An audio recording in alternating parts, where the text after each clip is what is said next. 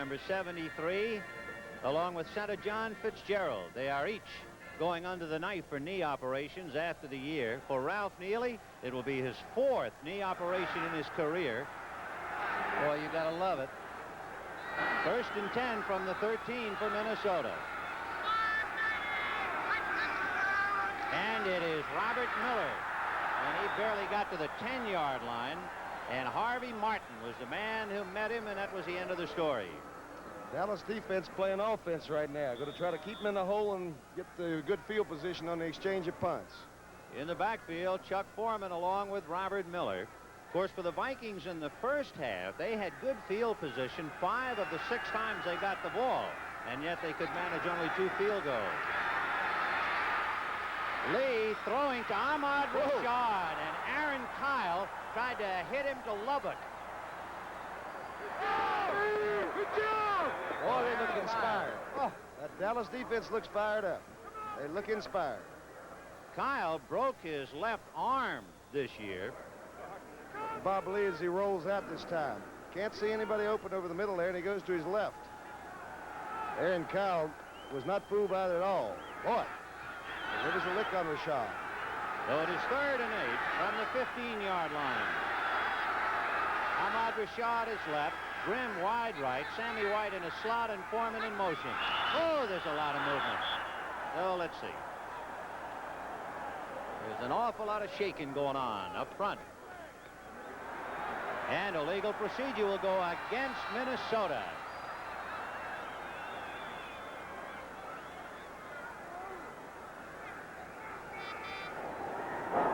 We have a false start. Number 78, offense. Third down. Steve Riley, as you see right there in your picture. Left tackle there. Number 1 draft choice 4 years ago. Steve Riley. They expect great things from him. And you can tell right away that's not John Madden, can't you? How Ben? 3rd and 13. The ball on the 10-yard line. Chuck Foreman got it out to the 15-yard line. Riley trying to lead the way along with a block by Robert Miller, and Tom Henderson brought him down. Tom Henderson, one of the real big playmakers for the, not as consistent as D.D. Lewis, but he comes up with a big play so many times. Got so much speed. You saw right there. Chuck Foreman, no place to go. So Neil Claybo will be asked to root it out from his own 5-yard line. Tony Hill standing on the Minnesota 46-yard line waiting for the football. And Claybo bangs it high. Tony Hill taking it at the 49. Matt Blair slowed him up, and at the bottom of the pile you'll see Dumler, and then you'll see Blaha. So Tony Hill gets it back just shy of the 40-yard line. They'll spot it at the 42 of Minnesota. 16-6, Dallas. Bud Grant, who has seen Minnesota lose the football a couple of important times in the first half, but Fred Cox has come back to keep him in the ball game. It's 16-6 Dallas. That man is not unlike George Allen. The things he does to psych his team. Oh, you'd have thought everything was going against him. He's the only man in the world that thinks that the world's against him, and he's still not paranoid. 1st and 10 from the Minnesota 41-yard line. And Drew Pearson in motion to the right. Staubach tossing out. They set up a screen for Pearson, but Doug Sutherland was able to read it, and he took him down inside the 40-yard line. So Sutherland up there along with the more famous Eller, Page, and Marshall meeting at the sideline for the Vikes. The offensive line, that's Mick Tingelhoff. Some of the boys putting their heads together trying to generate something when Minnesota next gets the ball. It is 16-6 Dallas. 4:24 to go in the 3rd quarter. 2nd and 7 from the 38 of Minnesota. Jay Salty, a tight end with Billy Joe Dupre. There goes Dorsett. And he's inside the 30-yard line, leaving Vikings in his wake. Sutherland and Seaman finally bring him down, and a couple of Cowboys are shaken up. Rafferty very slowly getting up. Just a big hole that time. Look at all the blocks there. Nearly missed his. That boy can get a lot of mileage, though. He is going to gain who knows how many yards before he's finished. There's Tom Rafferty. We told you that he was shaken up. He was considered the top pulling guard in the '76 draft. He went in the 4th round for Dallas out of Penn State. 2 years. Bruce Huthard got his bell rung on a kickoff. We haven't seen him since, although they tell us that he'll be okay. They're hitting pretty hard. 1st and 10 from the Minnesota 30. Burton Lawless in there now, double sixes instead of Rafferty. Staubach to Newhouse, and he goes just shy of the 20-yard line. Carl Eller on top of him, but I think there's a flag and a penalty. Holding against Dallas will nullify the run. Newhouse had scored a touchdown from 5 yards. The preliminary report holding against center John Fitzgerald. Boy, as you watch the Minnesota Vikings, the poise that they have, though. So many big games they've been in, they've won their share of them, too. You won't see them do that. You'll never see them panic, even when they should sometimes. We have holding number 62, offense. 62, John Fitzgerald. Guilty? We take a look. Number 62 is John Fitzgerald, the guilty party. There's nothing so bad as when you're caught with the goods. Trying to keep Doug Sutherland away from Robert Newhouse. 1st and 20 from the Minnesota 40-yard line. 3:26 to go in the 3rd quarter. Golden Richards in a slot left inside Drew Pearson.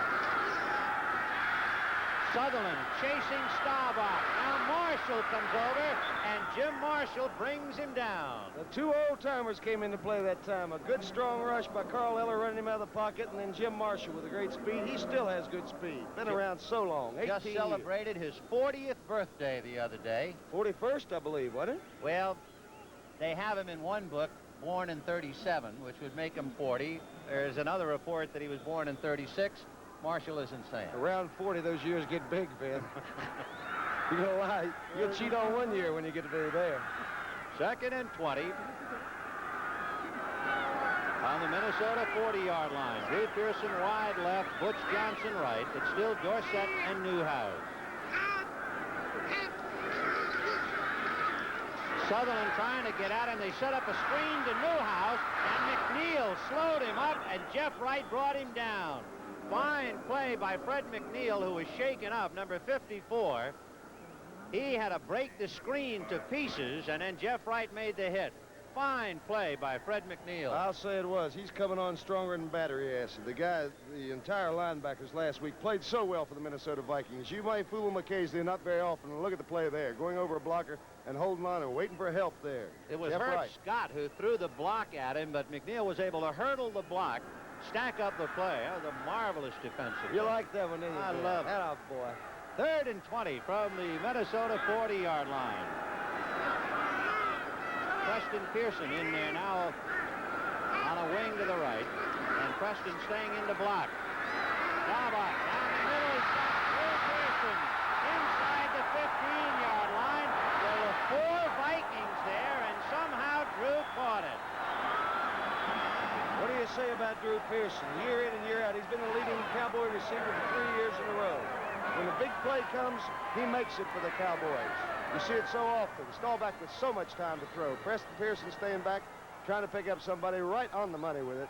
I guess you could say he's on target and all those cliches. But anyhow, there's old Drew Pearson going down to about the what? 13? Picked up 28 yards on the play. The ball spotted just shy of the 12. 1st and 10. Second time that Pearson has made the big reception to keep things alive for the Cowboys. Staubach to Dorsett, and Dorsett fumbles, and Minnesota recovers. And it was Jeff Wright who really laid a lick on Tony Dorsett, and a recovery by Fred McNeil. So the Minnesota Vikings find that somebody else will lose the football occasionally. It's still Dallas 16, Vikings 6.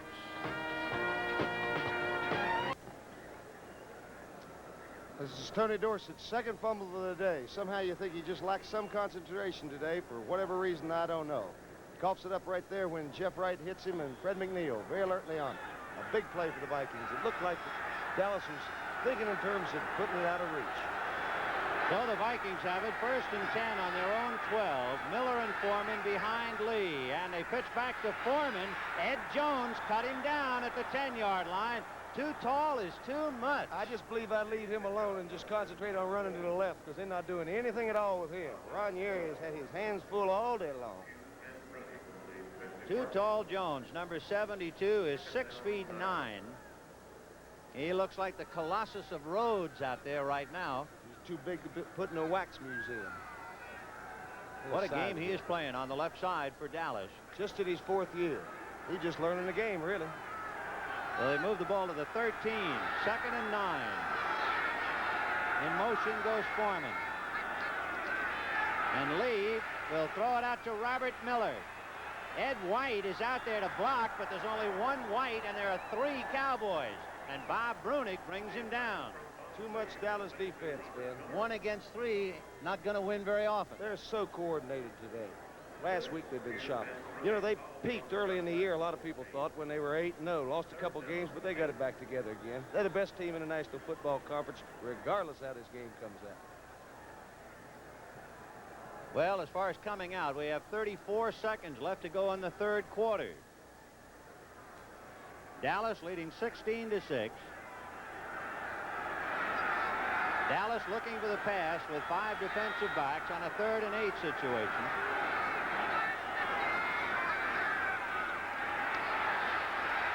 Randy White leaping in the air, so Lee had to scamper and intended for Ahmad Rashad with Barnes right there with him.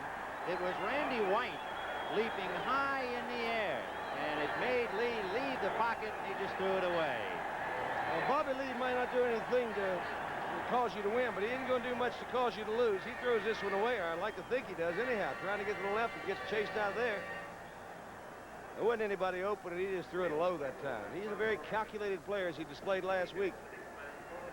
So the Dorsett fumble saved Minnesota on the last Cowboy drive. Now Neil Clabo has to kick. Tony Hill standing on the Minnesota 45-yard line to receive, and the Cowboys are coming, and he got it away, and Stolz knocked Clabo down, and roughing the kicker, and it'll be an automatic 1st down for Minnesota. That's what happens when you have too many people rushing that punter. They hit together that time and knocked him into the kicker. David Stolz, number 65, will loom rather prominently in your picture right there. Saw some collision between Stolz and somebody else there, and you can't have that many people rushing the punter. Stolz, a rookie out of North Colorado. Oh, that'll spot the ball just shy of the 20. Running into the kicker. He wants to go high now. Number Get behind 65. First down. So running into the kicker, and that was a legitimate one. We have seen a few good acting jobs in the course of the year, shall we say. Marginal calls. That time he was knocked down. We have 2 seconds to the end of the 3rd quarter. It is 16-6 Cowboys, so a fumble recovery and running into the kicker. And Minnesota still alive. Foreman out of the backfield to handle the pass. He got by D.D. Lewis and carried it out to the 25-yard line. So D.D. Lewis could have ruined everything, but he avoided Lewis before Bruni could finally bring him down. Just a lot of athlete right there. Well, that's the end of the 3rd quarter. As we take one more look at Bob Lee throwing to Foreman. Look how he There's spins. Lewis. So much like Preston Pearson. Pick and roll. The end of the 3rd quarter. Dallas 16, Vikings 6. We now pause for a word from your local station. 11 years of hit songs from her show. One of the highlights when Steve Lawrence joins Carol Burnett and Company tonight on CBS. If you pick an airline by the food it serves, you'll have a hard time deciding. All airline food is pretty much the same. Eastern Airlines has to do more than serve good food. Reservations has to answer the phone politely. Ground crews hustle faster. Flight attendants do even more to take care of you. And we're doing it. For the 2nd year in a row, we've flown almost 2 million more passengers than the year before. There are other airlines you could fly besides Eastern. That's why we have to earn our wings every day. For somebody, Dallas and Minnesota, the winner playing the Denver Broncos. And for the Vikings now, it is 2nd and 4 from the 25. Robert Miller trying to follow a Foreman block. Down he goes with Thomas Henderson on his back. By the way, this Dallas ball club, a very aggressive club. During the regular year, the Cowboys were penalized 106 times, most in Dallas history. Today, they have been penalized 4 times for 79 yards. Minnesota 4 times for 35. And it wasn't always that way until they got all those young players. They used to be a finesse team, offensively and defensively. In the last 2 years, they've become a very physical team. Yeah, you come down here, they'll turn your hat inside out. 3rd and 3 from the 26. Lee looking left, throws and dropped by Stu Voigt. Stu! The tight end had a shot, couldn't hold on to it. Oh, no. They've got to get a big game out of him somehow because they're doubling those outside receivers, both sides. Stu caught 20 passes during the regular year. Meanwhile, Roger Staubach getting ready. That was a big play. Had Boyd held on to it, they pick up the first down, and they're on the move. Instead, they have to give it up. Neil Claybo will be kicking. Tony Hill standing on his own 43. They're not coming, and Claybo with plenty of time, end over end to Hill, to midfield. A hurdle over McNeil. Boy, what a jump. And he gets to the 41-yard line. Tony Hill's just a rookie, but he's considered the best athlete on the Dallas Cowboy team, and that's saying something. Keep his name in mind. He's going to be a great football player. Boy, what a hurdler. You'll see him go right over McNeil, right there. Tony Hill, do something. On Monday at 2 p.m. Eastern, CBS Sports presents the Cotton Bowl with Heisman Trophy winner Earl Campbell leading the #1 ranked Texas Longhorns against the Fighting Irish of Notre Dame. That's Monday at 2 p.m.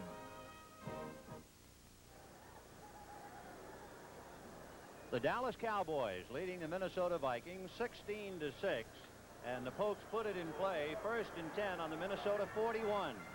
Drew Pearson goes wide right.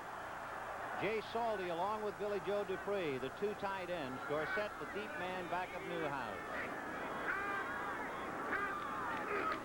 And it'll be Dorsett, and Sutherland took the block from John Fitzgerald and made the tackle. Good play by Doug Sutherland, able to roll off Fitzgerald's block. Look how poised those Vikings are. They amaze me. We were keeping track of the number of plays.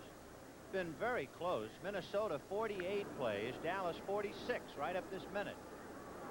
So it's a little closer than that 16-6 would show. Tony Dorsett not quite 4 a carry. 2nd and 9 from the 40-yard line. Full house backfield, but there goes Golden Richards in motion. Staubach getting fine protection, and he hits his man, and it is Drew Pearson who took it away from Nate Wright. Seaman and Krause finally hit him, but he's a magician, Drew Pearson. And how about the way Roger Staubach drilled that in there? The coverage was there that time. Nate Wright had all the coverage in the world. He ran a very disciplined pattern, and Roger Staubach really unloaded this one. Throws it on the line. Look how perfect that was. Hit him right in the numbers, and it had to be there. Staubach now has thrown the ball 19 times and completed 12. Hook 'em, Horns. I'm going to stay over for that one, Ben. I bet you are. Staubach has rolled up 175 yards with his passing today.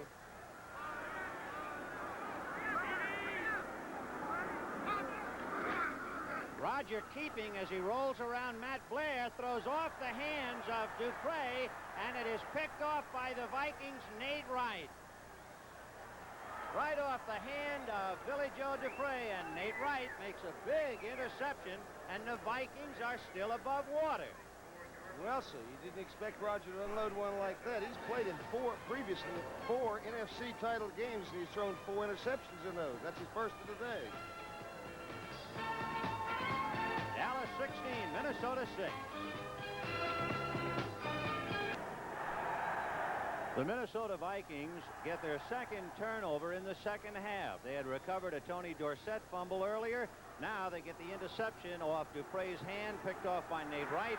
They have 1st and 10 on their own 4, 12:36 left to go in the game. Play action fake to Chuck Foreman, and Lee's pass is knocked down. And it looked like Larry Cole, who got his hand up, he of the anonymous game. The Zero Club. I'll tell you, when he comes in the ball game, Larry Cole makes some big plays. He's played both defensive tackle and defensive end, and has kind of a call you don't expect Bob Lee to make. He's not what you call a daring quarterback, more calculated than anything else. You see the big left hand coming up by Larry Cole. Those passing lanes, you got to move in there and find them open. Fran Tarkenton does it better than anybody I know. So the chant begins defense now. 2nd and 10 from the 4 after that stop by Cole. Chuck Foreman out across the 5, just shy of the 10-yard line, trying, if nothing else, to give Neil Claybo a little room to punt. Down at the bottom, too tall. Boy, what a game. Ed Jones. If you had to point out one person for the outstanding player in the game, he'd have to be under strong consideration. Ed Too Tall Jones. Too Tall, by the way, is not going to be in the Pro Bowl. 3rd and 5. Lee trying to hang on to the ball. Both backs release, and it's intended for Robert Miller. Bob Brunig was right there with him, and that will be that for the Vikings offense, at least for that series. Big play by Brunig. Pressure by Randy White. Well, that Dallas defense, you got to credit them. They're keeping the heat on the Vikings. They're keeping them in their own territory, giving them no field position whatsoever. And Bob Lee just having trouble finding receivers open anywhere. Randy White, look at that. Look at the rush there. Brunig with the coverage. Nobody open. So Tony Hill standing on the Minnesota 42-yard line, and Neil Claybo will be trying to get it out from his end zone. Mark Washington will be trying to rush him, and then he peels off. Huther comes through, and what a punt he got off. It looked like a Raymond Guy punt. Tony Hill at the 38. Got by McNeil. Still on his feet. He got by Miller. And he is finally brought down by Studwell along with McNeil. That's my boy. That's my boy, him. Tony. Oh, what an Dan. athlete. He's an athlete. He is going to be a great receiver. He is a rookie out of Stanford who broke Gene Washington's records out there on the coast, so you know he can play. That tells you a little something, because he's no better than Gene Washington, I don't believe, anywhere. Look at the balance there. Somehow he senses that, too. He's got to look like he's a guy that can break it through. So Tony Hill brings it back to the Viking 43, and the Cowboys have it 1st and 10. Golden Richards wide left, Drew Pearson right. And Dorsett with his back staying in and unloads to Dupree. No catch. He short hopped the ball. Roger won't back off much, will he? Down in front. Don't forget the big round ball on CBS. The NBA, these regional games Sunday, January 8th, 1:45 p.m. Boston, Philadelphia, Chicago, Denver, Los Angeles, Indiana, New Orleans versus Portland. The NBA on CBS. Rogers not backing off at all, is he? 1st down, he's throwing it. Trying to increase that lead from 16 to 10, and he wants to put a little more on there. Each team with 3 timeouts left. We have 11:35 left in the game. 2nd and 10 from the Viking 43. And it'll be Newhouse. And he just ran over Fred McNeil. But the Vikings then plugged it up. You want to see a linebacker just overrun. You'll see number 54 go down as Robert Newhouse just went right over him. Let's see if we can find Fred McNeil here. Seaman to block on him. This tackle there. McNeil. Wrestled down. Who is that? Alan Page down at the bottom. McNeil turned as if they get his number. Tom Landry exhorting his team to make it to the Super Bowl. And they're leading 16-6 with 11 minutes to go. 3rd and 5 from the 38 of Minnesota, and Staubach loading up the shotgun. Eller trying to get him. Marshall has him. Eller tried to come in from the outside, and Marshall wrapped him up at the 45-yard line. A big defensive play by 40-year-old Jim Marshall. Well, that's what you expect from your older players. You expect leadership in crucial situations. That's what they get it from, Eller and Marshall, for years and years and years. Look at the big rush there by Alan Page. Marshall in on the tackle. That's funny what Bud Grant said. The older players are the hungrier players. He likes those old ones. 28 years old is what this team averages, almost 29. 4th and 12. Danny White will be kicking from his own 45, angling for the sidelines, and gets it out, and we'll see where they're spotted. almost the 17-yard line. So Minnesota will put it in play, and suddenly, as usual, the clock becomes so very important. 10 minutes and 28 seconds left, and that's the story. That's a shot I want.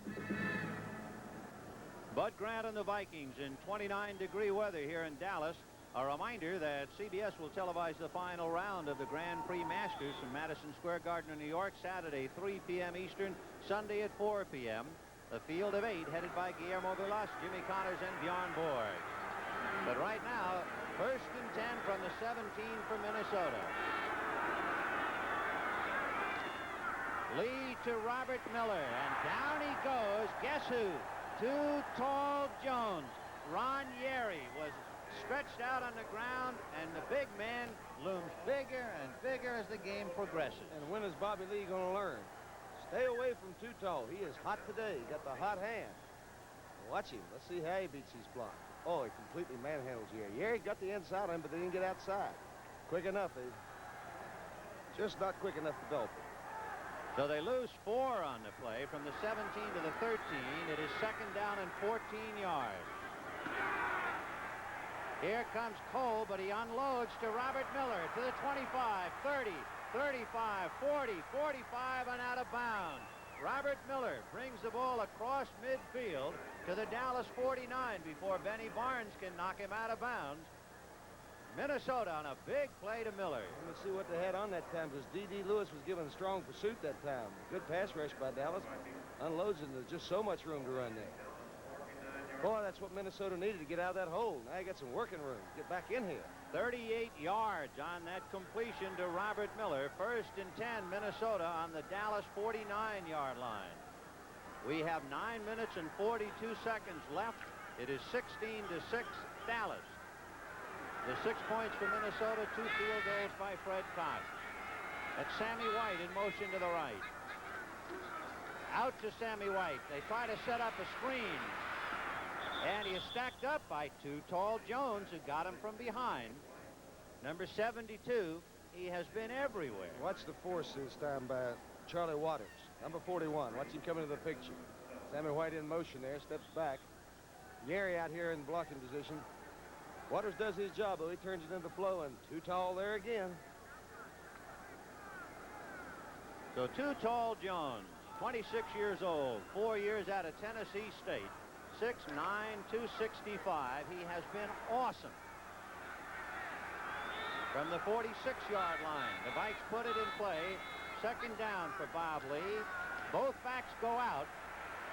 Good block by Yeri that time, and the pass, no good. Intended for Bob Grimm, and Charlie Waters almost knocked him out of his uniform. Cliff Harris approves of that, too. Between the two of them, I don't know of any team that has any better safeties. Charlie Grimm Waters is the perfect name for the guy who took that lick. You tell it. You tell it. There's old Cole in there. Too Tall fell down on the play, enabling Bob Lee to get outside. Look at this hit coming in. Do that, Smarts. Boy, why they don't get a whiplash, you never know when they're hit from behind like that. Too Tall Jones, by the way, when he went down alongside Ron Yeri, might have hurt his hand a little bit. It is 3rd and 7 from the 46.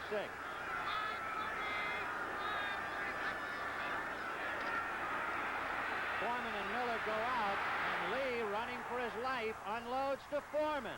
And Henderson tripped him up as he fell across the 45-yard line. Not enough for the 1st down. Thomas Henderson just did get him from behind, and that saved it. Otherwise, they have the 1st down. I quite agree with you. He had some running room that time. You put Chuck Foreman out in an open field, you don't know when you're going to get him stopped. Bob Lee having to improvise a little bit there, which is not his long suit. Randy White containing him in the pocket there and giving some chase. The footing must be awfully bad today for some reason or other. Look at this great save there by Henderson. Kyle finishing him off. They missed the 1st down by about 3.5 yards.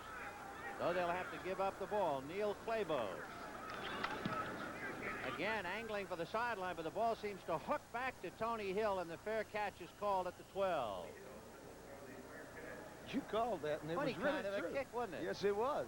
Looked like he was aiming for the sidelines, and the ball just seemed to hook on him. That's Randy White. And by the way, they are all playing for this one. Super Bowl 12, Sunday, January the 15th, 6 p.m. Eastern Time from the Superdome in New Orleans. And the NFL today will be on from 4:30 to 6 preceding. It'll be the Denver Broncos against either Dallas or Minnesota. 7:54 left in this. Cowboys first and 10 on their own 13. Tony Dorsett and Matt Blair wrapped him up as he crossed the 10-yard line. Dorsett unofficially has carried the ball 17 times for 58 yards. There's Fred McNeil. He's played a hard game. Something you don't see too much of is injured Viking players. You know, you do their team at the first of the year, and they're going to come up at the end of the year with the same starting lineup, and you wonder how they go so injury-free so many years. Second and 11. The ball on the 12-yard line. 16-6 Dallas. 7:13 left in the game. Roger off the hands of Jay Saldy. Saldy, who had hurt his right knee very early in the game, could not quite hold on to it. So Jay comes out. He's a good-looking guy out of South Carolina, and the odd thing about Jay Saldy, he was the only rookie free agent to stick with Dallas, the free agent in '76. So he's had to do it the hard way. 3rd and 11, the ball on the 11. 7 minutes and 8 seconds left. Timeouts left, 3 for each side. So Minnesota trying to stop Starbuck now out of the shotgun and get their hands on the ball again.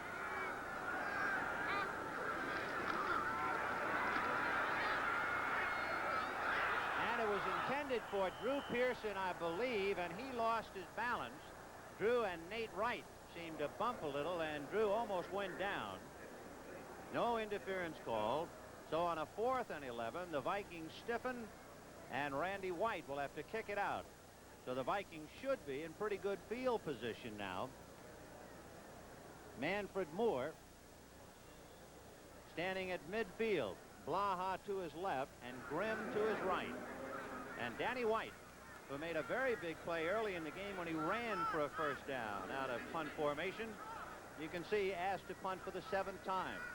He punted 83 times. High snap, but he got it away. And he hangs it. Moore at his own 49, belted, and it is recovered by Jay Saldy. And the guy who hit him, one of the most hellacious hits of the year, Thomas Henderson. What a shot he gave him that time. Jay Saldy got the ball for a moment. I thought he had Manfred Moore's head.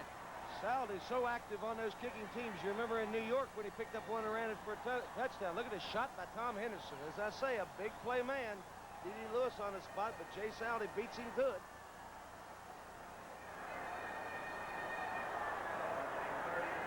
So another turnover, and a most important one, especially now, a 40-yard punt. And on that lick by Henderson, the fumble by Manfred Moore, recovered by Jay Saldy. The Cowboys have it 1st and 10 on the Viking 35-yard line. 6:50 left to go.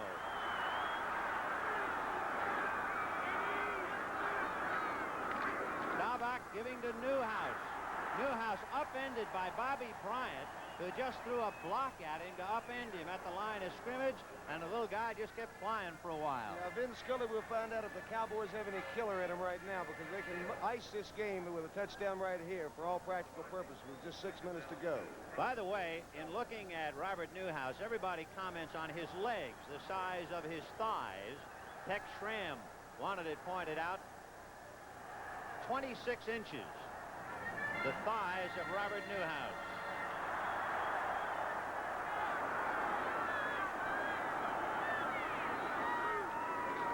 And there goes Newhouse again, just running over people inside the 20, down to the 15-yard line, just leaving people in his wake. Tom Rafferty doing a great job on the trap. And Newhouse barrels to the 15. Sheer determination by Bob Newhouse. I guess he's a little bit embarrassed being in the backfield with Tony Dorsett if he didn't play well. And this year he has played extremely well. Look at the determination here, though, in the balance. A low center of gravity there. but mostly it's just determination, dogged determination. He got away from Jeff Seaman, who tried to bring him down with his hands. That's just about impossible. So it is 1st and 10 from the Minnesota 15, 5:28 left to go in the ball game, and the Cowboys are driving for New Orleans. Newhouse running into Sutherland. So he stopped at the 15.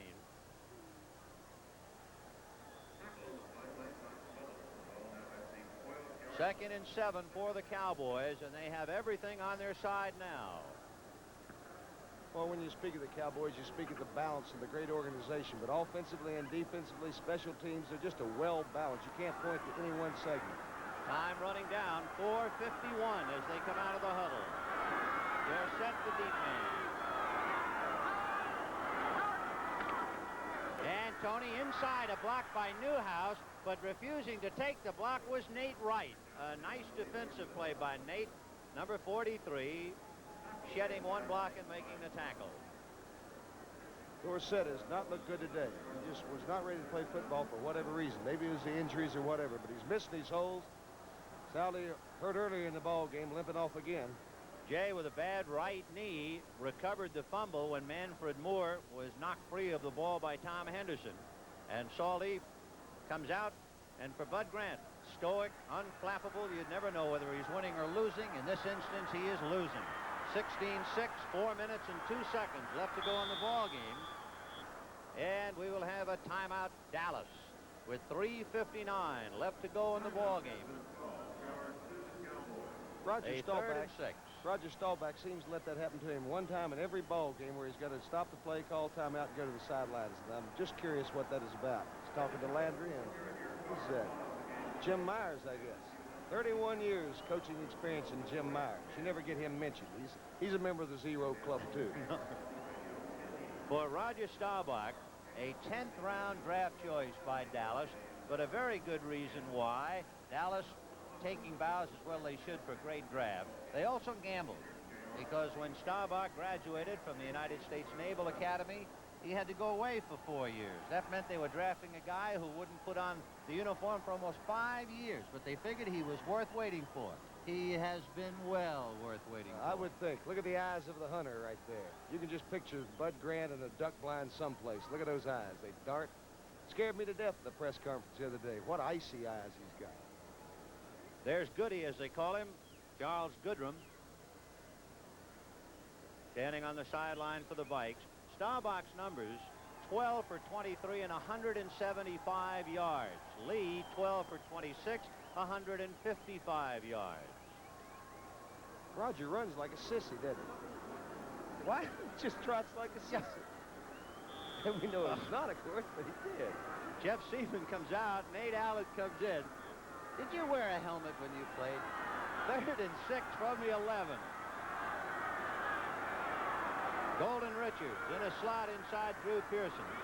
Staubach again from the shotgun. Inside handoff to Dorsett. He's following Scott, and he goes in for a touchdown. Inside handoff to Tony Dorsett. And away go the Cowboys.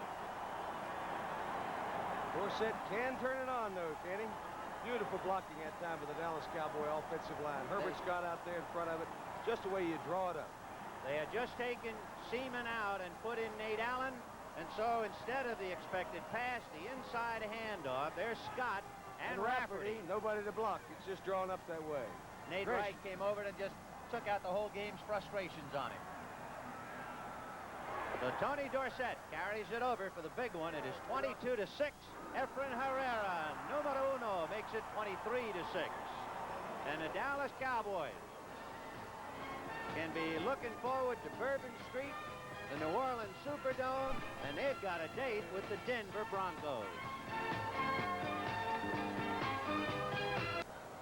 On the road to the Super Bowl, that's what it says, and that's certainly the feeling here in Irving, Texas now. The Cowboys capitalizing on a fumble by Manfred Moore on a vicious hit by Thomas Henderson, and they've cashed it in as Dorsett scrambled for the TD. Efren Herrera ready to kick off. Moore is deep. He is flanked by Sammy White and Robert Miller.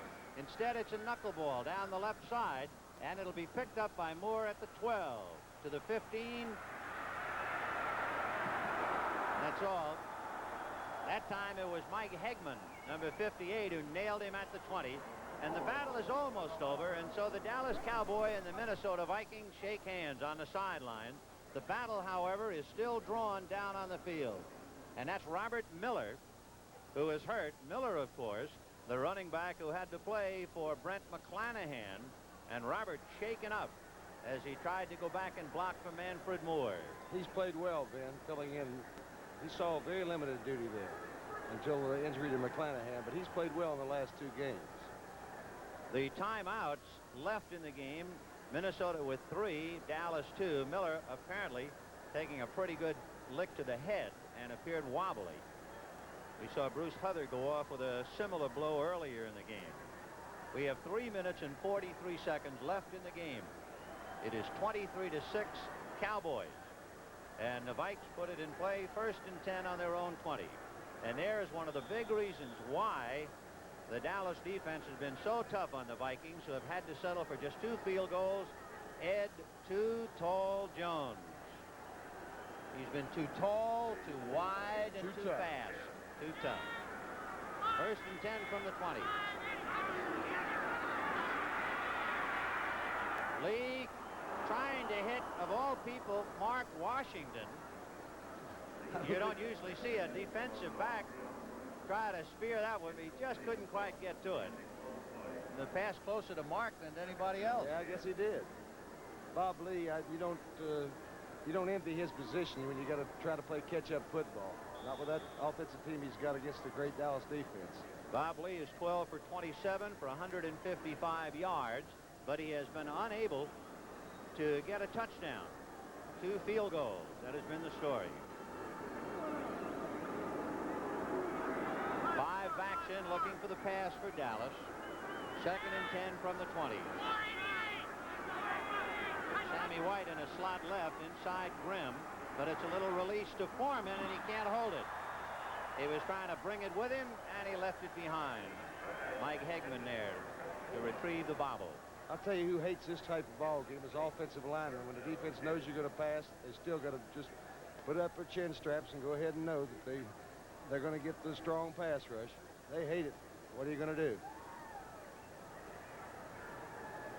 Time left in the ball game, 3:33. And for Minnesota, when you look back at the numbers, the key for the Vikings today, the same key that has haunted them all year, that surprisingly stood up and allowed them to get in the playoff. They had 18 turnovers during the year. They survived no turnovers in Los Angeles, and today it has killed them. 3rd and 10 from the 20. Mark Keller is in there now for Robert Miller. The pass to Foreman, and he takes it out of bounds with Mark Washington in pursuit at the 29-yard line. So Chuck Foreman handling the pass at the 29. We can take another look. Bob Lee going, just taking, he's a pretty disciplined quarterback, Ben. He's taking what they give him. It wasn't enough for the first down that time, but who knows when you get the ball to Chuck Foreman. Chuck tries to, but there's just no room to work on that sideline. So he brings up a 4th down situation. They have no choice but to go for it. Behold the turtle. The only time he makes progress is when he sticks his neck out. Ah, you like that, Ben? A poet you are. 4th and 1.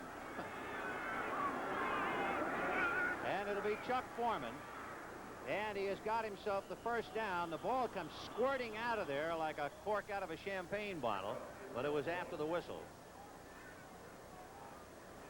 So Foreman will pick up the first down. We have 3 minutes and 20 seconds remaining. You're looking at double sevens. It's Big Bill Gregory, and there is Chuck Foreman. Foreman so far today has caught 5 passes for 36 yards. He has carried the ball 21 times for 56 yards. Remember last week he carried the ball 31 times against the Rams. I think 33 the game before. The point being that they just hammer him day after game. And he responds game after game. 1st and 10 from the 32. Lee over the right side to Ahmad Rashad, and Benny Barnes there to bring him down. Now Lee's going to have to go upfield with it. He hasn't got enough time do any damage with that little short stuff like that. Picked up 2. It'll make it 2nd and 8. A reminder, the great show 60 Minutes will be seen in its entirety immediately following this game, except on the West Coast, where it will be seen at its usual time. Time remaining, 2:32.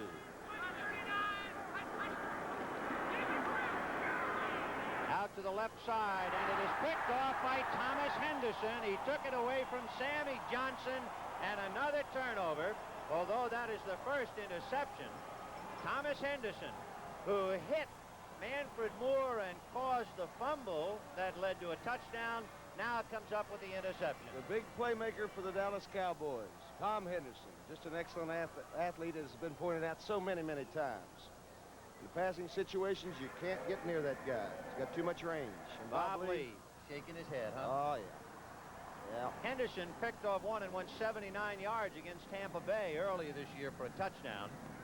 So it's 1st and 10 on the 41 of Minnesota. 2:23 left in the game. Robert Newhouse. McNeil tried to tackle him and couldn't, and he picked up 10 more yards. And I'll tell you, Fred McNeil was a weary player who tried to tackle him. And you're not going to bring Newhouse down when your arms are like lead. Well, that ought to be an interesting matchup in the Super Bowl. Denver against the Cowboys, and rightfully so. Dallas Cowboys is a team that should represent the National Football Conference. And the 2-minute warning. And so the sands have just about run out for the Vikings. The Dallas Cowboys 23, the Minnesota Vikings 6. Well, a gallant Minnesota Viking team, not really outmatched by the Dallas Cowboys, but instead 4 damaging turnovers. And the Cowboys now are exactly 2 minutes away from New Orleans. 1st and 10 on that interception by Thomas Henderson. The Cowboys now trying to cash in yet another. And Robert Newhouse. Wally Hilgenberg tried to bring him down from behind, but he just ran right by Wally. Interesting to compare Dorsett and Newhouse. Prior to that play, they had each rushed for 71 yards. So you talk about a well-rounded ground attack. Both running backs equal number of yardage. The appearance of Dorsett on the field makes the defense think a little different. Newhouse taking full advantage of that. He's been waiting for a back to take the heat off him for some time. From the 21-yard line, it is 2nd and 5 Cowboys. You can see the time running down in the right-hand corner. Staubach to Newhouse. And again, he gets through weary tackle attempts. Studwell had his arms around him. He just slithered down.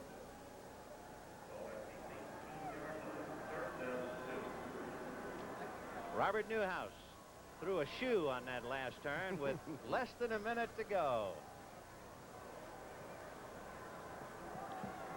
So the Vikings with a -18 in turnovers during the year. Turned it over 4 times. Dallas turned it over twice. The Cowboys have been able to score. The Vikings only 2 field goals, and it is 23-6 Dallas.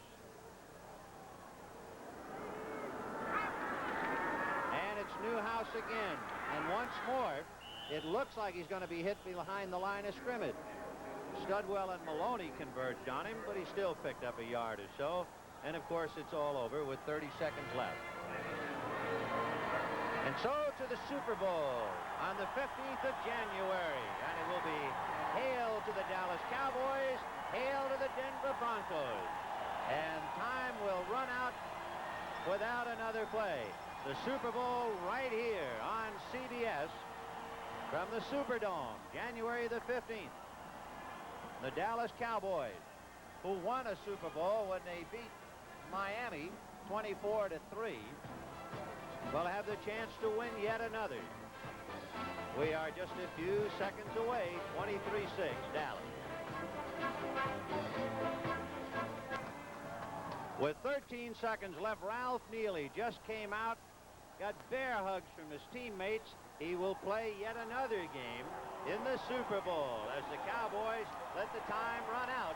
The Dallas Cowboys, Tom Landry and company, have done what just about everybody figured they would do. They beat the Vikings 23-6. And to a gallant Minnesota ball club, Had they not done what they had done all year, they might have been a lot closer. But, of course, the 4 turnovers really killed them to such a strong machine as Dallas. We'll have locker room reports, so don't go away. Even though the final paragraph of the game story has been written, there are sidebars and notes to come. But let it be duly noted from Dallas, the Cowboys 23-6. There have been some great players in the game today. Let's meet one of them. Too Tall Jones will go to Gary Bender. What a job you guys did today. Held them without a touchdown. That's right. You know, just like last week when we played Chicago, we knew that we had to contain Walter Payton up front. Well, this week it was the same thing with Chuck Foreman. And our line played a hell of a game, I think, and as a result, we're in the Super Bowl. You know, they were running your side today, but you were hanging in there.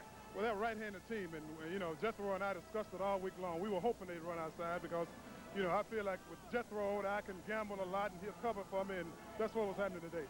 You know, the Vikings are quite a team, though. They hung in there. It looked like they still had a couple of chances to come back. Well, we knew they'd do that. A lot of teams would have given up, you know, after the third quarter, but the Vikings been there before. They know what it takes to win it, and the people in Minnesota, I think, should really be proud of them because they hung in there and fought all the way.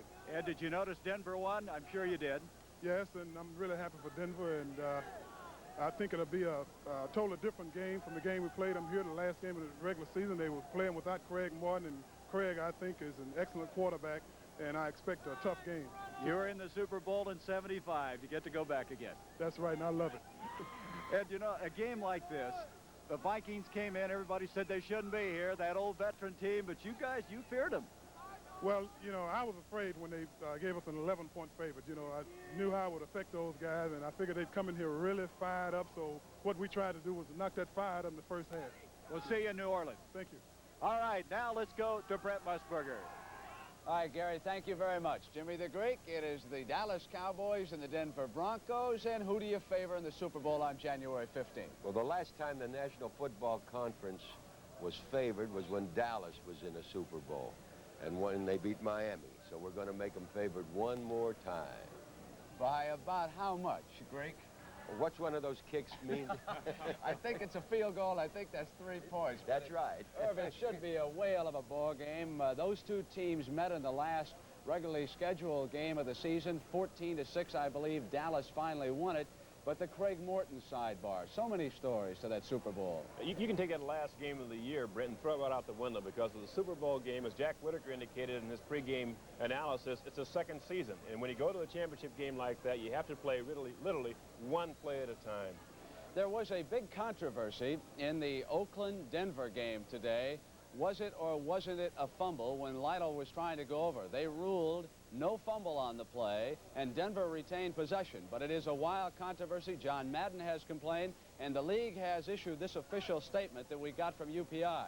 The official, Ed Marion, who was the head linesman, said that progress had been stopped on that play.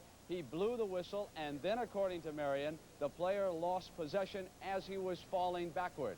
But I think, Jimmy, and also Irv, that that controversy is not over with this statement. We saw the play, and the way we saw it, it looked as though that he'd been hit at the line of scrimmage, and the ball had popped out. I couldn't tell who recovered the fumble. I assumed it was a fumble, but the only question I had in my mind is to who recovered it. Let's face it, they blew it again.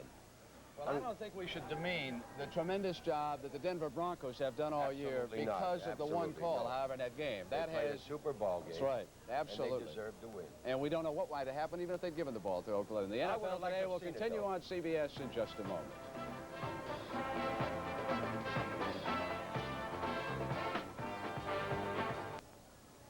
To tell us what it all means today, let's go down on the field to Jack Whitaker for his perspective. Jack? Thank you, Brent. I'm not sure what it all means other than what everybody knows. That Dallas goes to the Super Bowl, and that's the way it should be because Dallas is the best club in the NFC. And in this year, when it's become embarrassingly clear that the NFC is below the AFC in quality, it is absolutely necessary that Dallas should have won their way to the Super Bowl. At the very least, the Cowboys will not embarrass the NFC. It also proves, I guess, that the track record, if you look up past performances, they pay off. Denver and Dallas are the winningest teams this year in their records, and they're going to meet in New Orleans. It should be a classic confrontation. Dallas going there for a fourth time, which ties the record held by Minnesota. Denver, of course, playing for the very first time. Experience against a very emotional team who is higher than the city in which they play. So Dallas against Denver, I think it should be a very interesting and refreshing Super Bowl in 2 weeks, and we'll see you all there. You too, Brent. Thank you very much, Jack. I would have to agree. So, on the afternoon of January 15th, from the Superdome in New Orleans, it will be the Dallas Cowboys in the Super Bowl for the 4th time against the Denver Broncos. And why not? Those two teams overall have the best records in the league this year, won 14 times and lost only 2. Right now, let's go down to the Dallas Cowboy locker room and Tim Ryan. Tim? Thank you, Brent. Here with Coach Tom Landry. You must be a happy man today. This young team of yours performed so well, especially your defense and special teams. Yes, we thought we had an excellent defensive game today. We were able to contain them most of the day, and then our specialty came through with Danny White running and a great hit there that set up the last touchdown for us. Offensively, we weren't quite as good today as we were last week, but overall, the team played very well.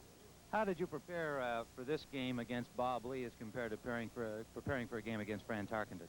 Well, it's a lot different with Fran Tarkenton because you have to get the rolls. You know, he's excellent at rolling, hitting his tight end, hitting Foreman, and just a little different. Lee's back in the pocket more. He throws more from the pocket. Did it make it easier for you?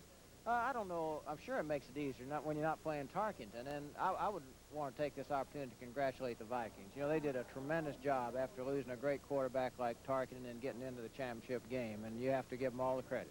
Now you've got Denver to face. I'm sure you weren't spending most of the afternoon watching that game. How much did you see? I don't know whether we're far enough away from Denver and New Orleans or not, but I'm glad we're not playing them up in Denver because they sure have an enthusiastic people. And they had a great year, and they played super from what I saw of them. I saw half the ball game today, and they were really all over everybody. Should make an exciting Super Bowl. Thank you, Coach Tom Landry. Let's go back to Brent Musburger. Tim, thank you so much. What a contrast. Tom Landry, the only coach in the history of the Dallas Cowboys. The Denver Broncos have been a struggling franchise. This is the first time that they've ever been in the NFL playoffs. And suddenly they wind up going all the way to the Super Bowl under Red Miller. Many folks around the NFL said that Red Miller would never make a good head coach because he was too much one of the boys. And oh, how wrong Red Miller proved everyone this year. And on the afternoon of January 15th, it will be Denver and Dallas for the Super Bowl, Super Bowl 12. And CBS will have all the action. But that's just the beginning, because tomorrow afternoon, from the Cotton Bowl, the showdown for #1, the unbeaten Texas Longhorns against the once-beaten Fighting Irish of Notre Dame. They'll kick it off tomorrow at 2 p.m. Eastern Time. And so for Vince Scully, Alex Hawkins, Jimmy the Greek, Irv Cross, Tim Ryan, Gary Bender, and everyone else who helped us make this quite a day for the NFC, I'm Brent Musburger, wishing you all a very good evening.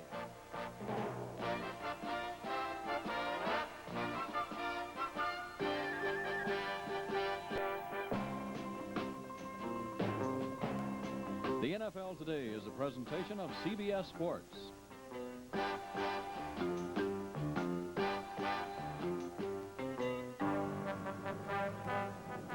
This is CBS.